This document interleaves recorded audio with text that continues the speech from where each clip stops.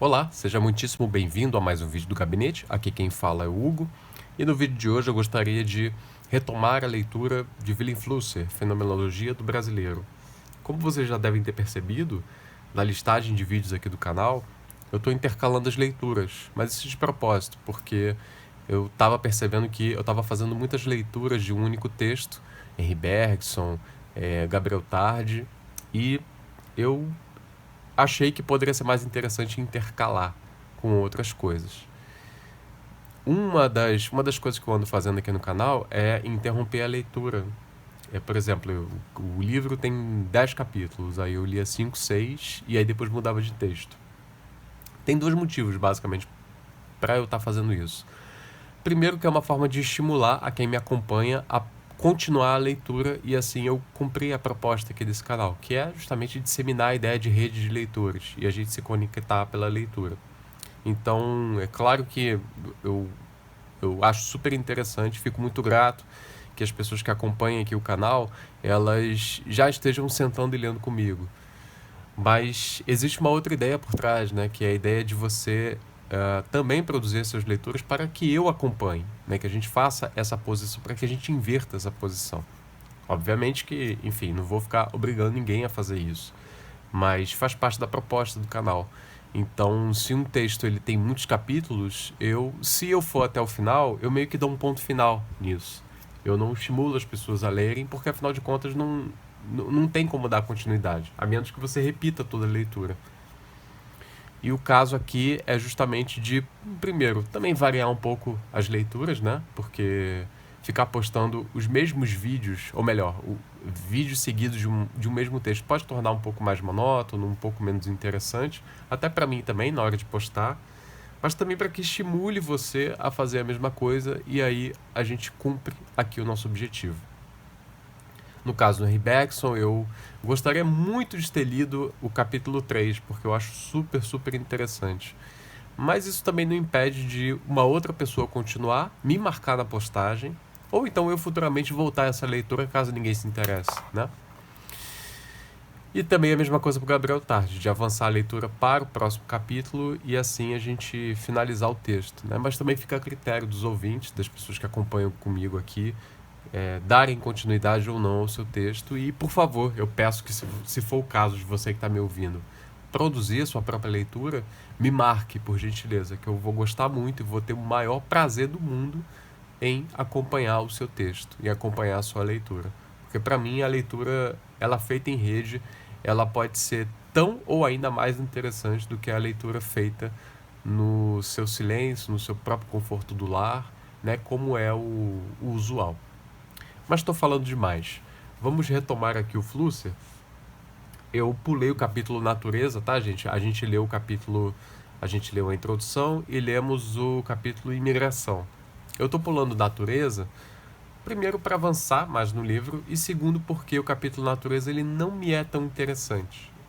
Eu acho curioso algumas coisas que ele afirma lá, mas não me parecem tão interessantes para os argumentos que ele está levantando ao longo do livro. O capítulo Defasagem eu acho ele mais interessante, então eu vou retomar a partir dele. Se você tiver interesse, inclusive, no Natureza, faça sua leitura e eu, novamente, digo aqui que eu vou ter o maior prazer em te acompanhar. Vamos lá, Defasagem.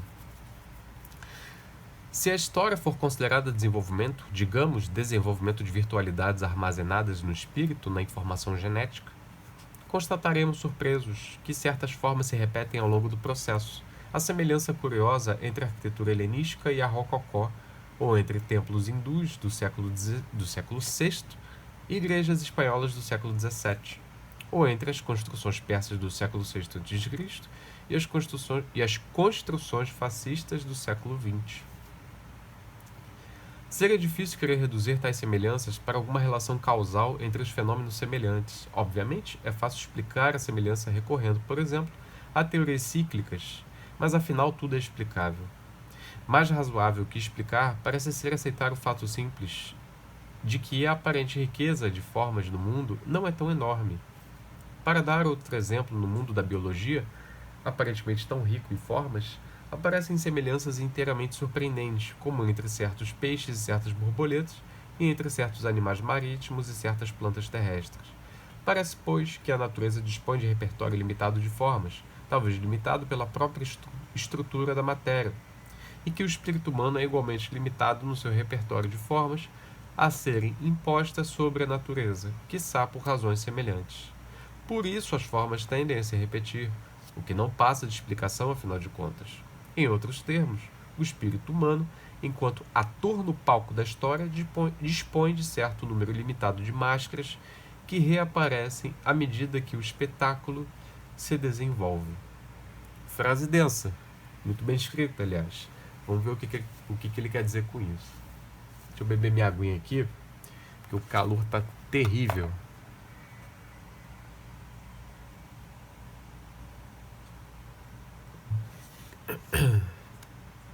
Vamos lá. Duas coisas não devem ser negadas com isto: que sempre aparecem máscaras novas, isto é, máscaras cujo uso anterior ignoramos, e que, toda vez que uma máscara reaparece, adquire novo significado.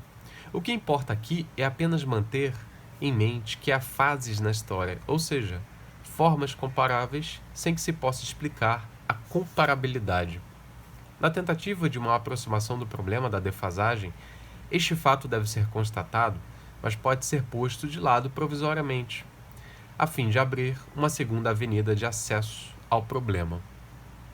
A todo instante histórico, o espírito do tempo, ou como queiramos chamar aquilo que se manifesta em todos os fenômenos culturais, desde a língua até os instrumentos, desde a moda até os sonhos. Isto significa que naquele instante o espírito humano assumiu uma máscara determinada. Mas isto não significa que todos os homens contemporâneos tenham assumido tal máscara, nem sequer todos os homens ativamente empenhados. Apenas significa que uma elite decisiva, à vanguarda, conseguiu impor tal máscara à sociedade, mas que a grande maioria pode perfeitamente continuar usando máscaras superadas, até muito superadas. Uma análise da sociedade francesa no final do século XVIII poderia perfeitamente resultar no seguinte: elite tênue de máscara romântica, elite mais numerosa com máscara iluminista, massa rural com máscara neolítica e várias camadas intermediárias com máscaras variadas. E, no entanto, não tivesse a população neolítica se comportado de determinada maneira, e a Revolução Romântica Francesa teria fracassado, a despeito dos esforços da elite, de forma que a população neolítica é corresponsável pela Revolução Romântica, fato perturbador que igualmente deve ser mantido em mente quando for posta em questão a defasagem, isto é, a história da sociedade brasileira. Por que no Brasil fala-se em história e não apenas se fala nela, mas ela é cultivada desde o curso primário até o clássico em detrimento da história universal? Uma torrente contínua de escritos acadêmicos trata dela nos seus mínimos detalhes, torrente essa comparável apenas com os tratados relativos à gramática portuguesa. Como sabe todo aquele quem tem conhecimentos superficiais de psicologia, este é um sintoma péssimo para a história brasileira. É a crítica forte aqui que ele está fazendo. Que seja fornecido para ilustrar tal supercompensação um único exemplo. Por ocasião da descoberta da costa brasileira, um certo Pero Vaz de Caminha escreveu uma carta ao rei de Portugal. E essa carta persegue a juventude brasileira dos 6 aos 16 anos, seja ela autêntica ou não, e tenham ou não os portugueses descoberto o Brasil como primeiros. Eu acho terrível essas comparações, essas imagens que se cria, porque a minha cabeça automaticamente ela me leva a uma imagem muito literal. Então eu estou imaginando aqui uma carta gigantesca perseguindo crianças e as crianças correndo desesperadas de uma carta que as querem, que estão assombrando elas. Esse renascentista obscuro avançou, pois, para ser companheiro constante de inúmeros jovens desde tenra idade até a puberdade. O que significa isto para a história brasileira? Uma maneira superficial de resposta a esta pergunta seria dizer que o Brasil tem história curta e relativamente pouco importante, mas história não obstante, e que o renascentista mencionado é uma espécie de Vercingetorix. É assim que se pronuncia? Ou Armínio, o quirúsco, que apareceu com certo atraso. Mas tal resposta ignoraria o fato fundamental de que o brasileiro não tem história nem senso histórico, e que este fato surpreende o imigrante de novo. O brasileiro pensa ahistoricamente, até especialmente se interessa por história, e isto se torna especialmente claro nos filósofos brasileiros que se consideram historicistas. Tal fato pode ser observado diariamente, mas basta citar apenas um único exemplo. O imigrante aprende que o Brasil se chamava Império durante o século XIX, e isto evoca nele hilaridade, até que aprenda que a hilaridade é fruto de mal entendido. A hilaridade é a consequência de um pensamento historicamente explicável. O título imperador tem raiz persa, pretende universalidade, rei de todos os reis e senhor de todos os arianos e não arianos. Passou pelo banho romano e cristão, tem caráter nitidamente sacral e pode ser sorvido na sua derradeira decadência nas patéticas figuras de Viena e Petersburgo. Os Bonapartes e os Hohenzollern ilustram, no século XIX, a tentativa de profanar o título e pô-lo a serviço de uma pretensão universalista profana. Revolução burguesa e missão germanizadora.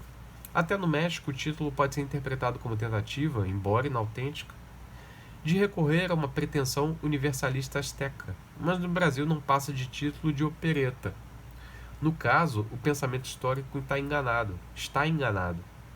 Para o pensamento histórico, o título simboliza o tamanho geográfico do Brasil, a superação de Portugal e a virtual potência brasileira. O exemplo ilustra bem a diferença entre os dois pensamentos. Para o pensamento histórico, a sociedade humana é tomada de processo superador que se inicia em origens mágico-místicas.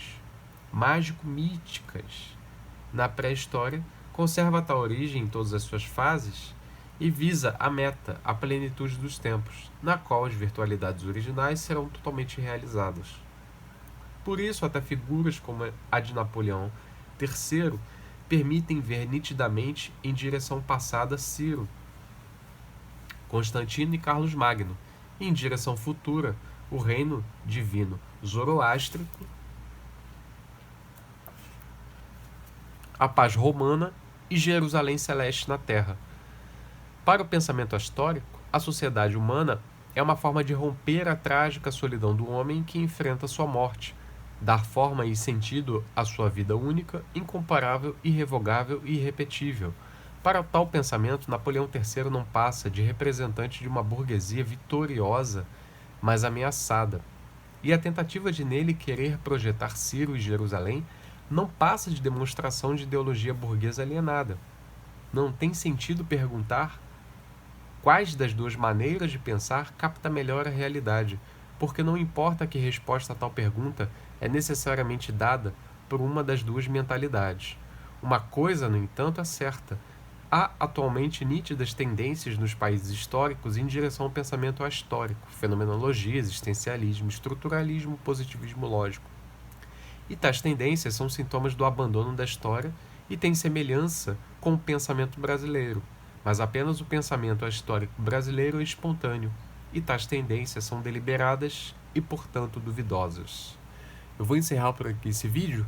No próximo a gente retoma aqui a partir da página 78. Muito obrigado pela sua atenção e até a próxima leitura. Tchau, tchau.